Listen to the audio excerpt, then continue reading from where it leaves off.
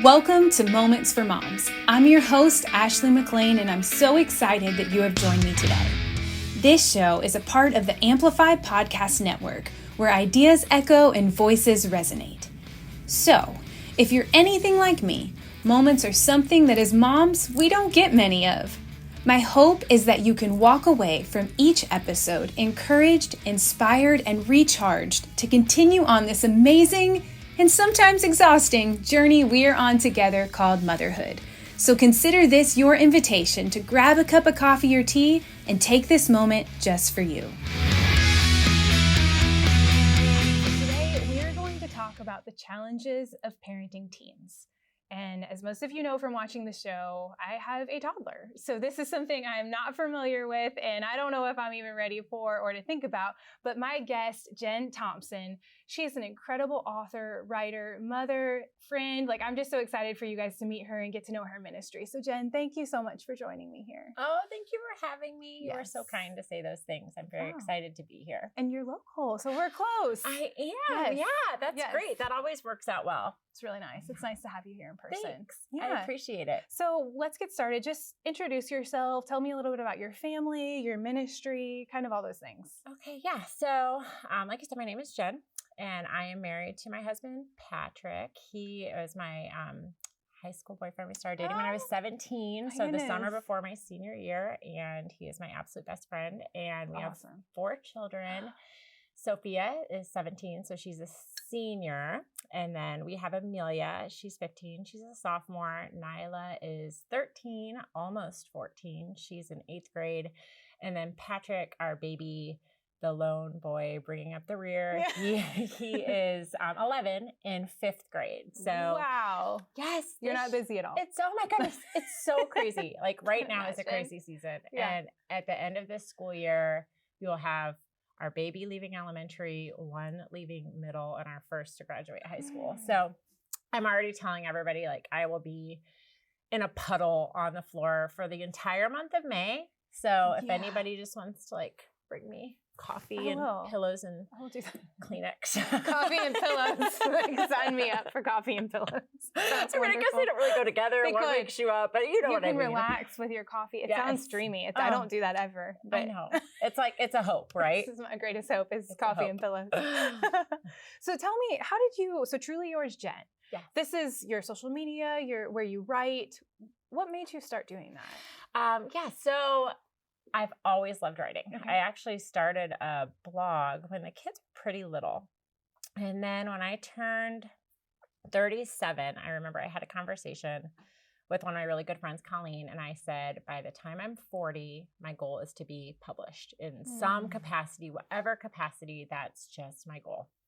And so she really encouraged me. She's like, well, if you want to do that, you should really contemplate starting something that's kind of yours alone on social media or something of that nature. So I launched the Truly Yours Jen blog, and that's when I started my my social media accounts. But it's really, my writing has always been, for me, it's a form of, I guess, just therapy in one way. It's I can get stuff out, but then it's also a way for me to just minister to others. I really, part of the reason I did Truly Yours Jen is I want it to feel like you're receiving a letter from a friend. Yeah.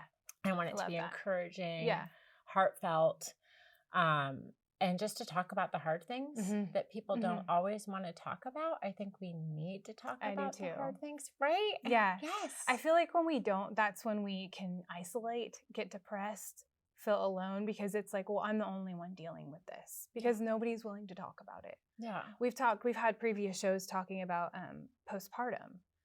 And that's a great one. But it's just not, it's kind of mentioned, but it's not really I had before being pregnant and having Charlie and all of that, I only heard the term a couple times because I really wasn't in that world. I wasn't a mom yet, so I didn't really know of it. But the things that I did know of it are not really the full extent of it. So it's just, having those conversations with people just makes you feel so not alone. It's like you can just take a deep breath because it's like, okay, I'm not crazy. Yes, Like, absolutely. It's not just me, right? Absolutely. Yeah. Well, and then it removes shame too, because I feel like sometimes with certain topics, there can be this shame that we were never intended to have that becomes attached to it. And it's like once we bring those things out from the darkness into the light, they lose their power. And then so many other people, like you're saying, stand up and like, oh, wait, me too. Yes. I'm struggling with this. And then you can really get into like the trenches of the hard stuff. And and then I feel like you always leave a little bit lighter when you have those conversations. And with a new like connection with that person too, because it's like, okay, now we have this bond over this really hard thing. Yes. But now when I'm going through it, I know a person that fully understands and I can call. So I appreciate that so much about your ministry, is that you do, it's not just the fluff, you really do dig into the harder things, which I think takes a lot of boldness and guts to do, because not everybody wants to go there. Well, thanks. I appreciate that. And it's not always easy, but I personally feel like it's what I've been called to do. So you do it so well. Well, thank you. Yes. I encourage all of you, if you are not following Jen, I encourage you, we'll have all of her information on the screen. Follow her on her socials, sign up for her emails, whatever you can do. It will encourage you. So I encourage you all to do that right now. Oh, thanks. Yes. It's so good. It's so good. So good. Okay, so today is not a hard subject at all, right? This is one of the easy ones. So challenges of parenting teens. I can't imagine. Like I just can't even imagine. Like Charlie's 2. He's almost 3. Okay, so we're a couple months away from 3. I can't imagine him being any bigger than that. But, I think that's one of the beauty of parenting is that you don't have to imagine. It's like right now you have your sweet little almost 3-year-old boy and you'll get to that. There's all the stages. Ever be 11?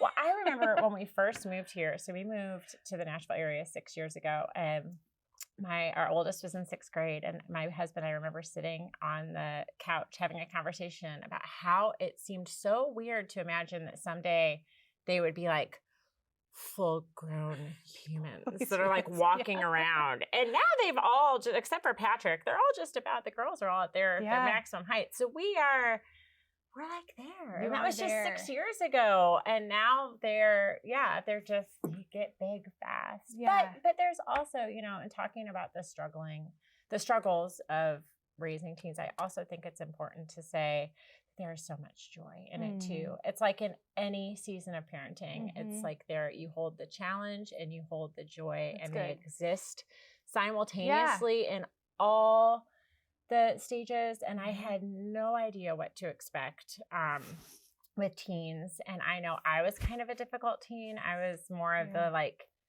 slam the door and scream variety. Yeah. So I got a really fun one. Oh, great. Yes. So I just thought, this is what is going to happen. This is what I'm destined to experience. And that's not the case. Not all teenagers end up like super moody and, like sulking all of the time. Yeah. And there's a lot of joy in it too. Yeah. So I know, but also struggle.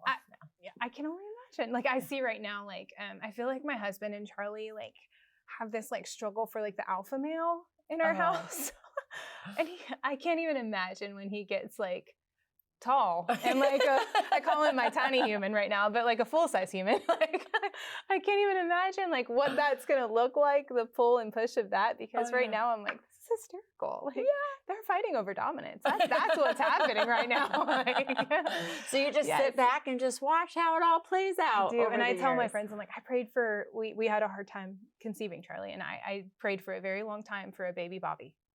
And now I tell people, I'm like, you just need to be really careful what you pray and like how specific, because I very much got a baby Bobby. I know, it's so funny. See, it's so God funny. answers our prayers. Specifically sometimes. Yes, very. Okay, so one of the things that we talked about was the fact that it could be a little bit isolating. Yes, that is actually one of the things I really wanted to talk about with you, because it's something I wasn't really expecting or anticipating.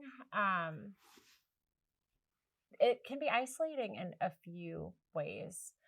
There's just like the basic, kind of like I was talking to you about it, when this is a very transient area. And so a lot of people will move here and have teenagers, and it's different than when they're little. Right. And you would just maybe go out in the neighborhood and the kids would play, and then you're sitting there talking to the moms, and all of a sudden you've developed these relationships because you're at play dates where the parents stay, or you're at the park where you're both sitting on the bench. Those things just fade over time. So you might still see some people at the sporting events, but even as the kids get older, that kind of changes, because when they're in t-ball, you know, you're laughing and they're kind of, it's more playful, but then they get older and that even intensifies a bit. So people are really into the game. So you're not necessarily going to sit and just like chat it up next to the person next to you, because they might not appreciate that. So it's just that basic way of kind of connecting with people slowly fades. Yeah. And I hadn't really thought about that. Yeah. But I feel that as they get older. And then the other thing, one of the biggest things, I think, is just that those spaces where you could go to ask questions or share the information, or, you know, pop on to like a Facebook or group and say, hey, they're not, potty training isn't going well, or they're not wanting to take a nap, anything. And then you can get all of this feedback and you're connecting with people. But the things that you're dealing with as they get older, you very much are aware that you need to protect them from maybe gossip or from people that may judge them or just, it's no longer really your story to tell. This is their story to tell. It's such a shift. It's totally different. Yes. Huge shift. Okay. We got to take a short break really quick. Okay. So stay with us. We are going to continue this. We're going to talk a little bit more about isolation, because I don't feel like we've got to touch on all of it.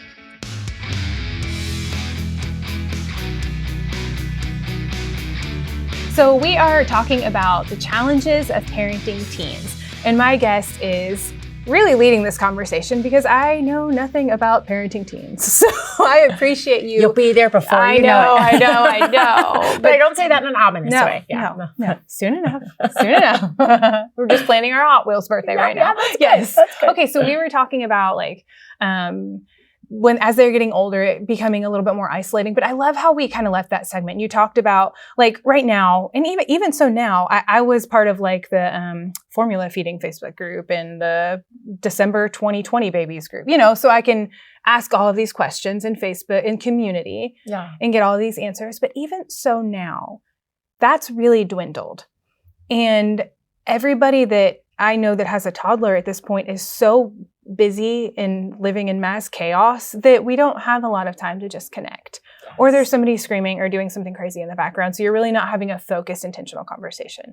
But something that you said is that now you're having to kind of protect them. It's not so much about you anymore. It's about them, because like, your 17-year-old daughter doesn't want you spilling all of her beans, because she's probably also on social media. Yes. Right? Yeah. So what is that? It's different. 100%. Yes. So it's just, even like I was saying on the way driving here, I was praying like, okay, Lord, what to share, what not to share, because they do start to go through different things. And all of my kids, they are so sweet. They are so kind. They make really wonderful choices, but they're also trying to figure themselves out, and they're figuring out relationships and they're figuring out their boundaries. Yeah. And our oldest is getting ready to go to college. So she's, you know, just trying to figure stuff out that's not easy to figure out. Life decisions.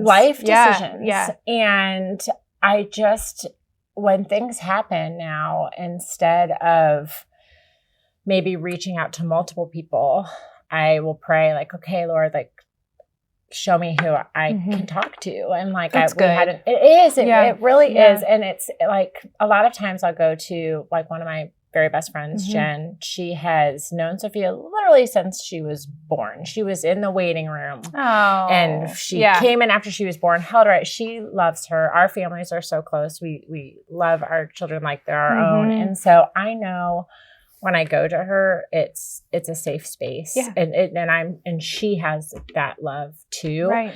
And so it's like, okay, I can talk about everything here. Yeah. But I'm not going to do that with everybody because there are these boundaries now that exist. And like you said, and it starts even when they're young. You can start to see from infant to toddler to preschooler, you're constantly trying to figure out, I think, what the different boundaries are and what to share and what not to share and who's safe or not safe. And I think that just kind of changes with every season. But I do think in the teenagers that can be isolating at times because there are things where it's like, well, who can I go to? Who should I go to? Right.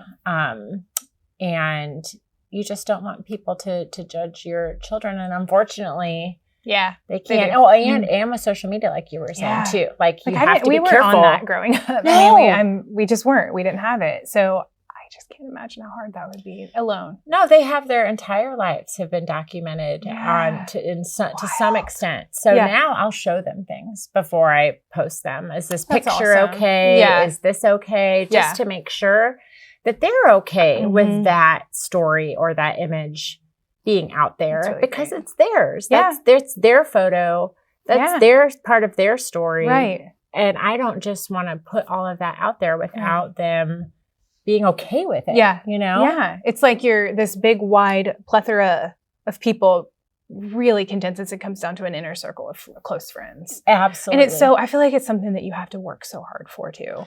It takes work to get that close knit. It takes time. It takes calling when you're tired. I mean, I've reconnected with a couple really close friends recently. We were really close before we had kids. And now that we have kids, we've kind of dwindled apart. But the second we made the effort, it's like, we're back. This feels so good. So I'm really trying my hardest, all of us are, to keep this going. Whether it's once a week, once every other week, whatever it is.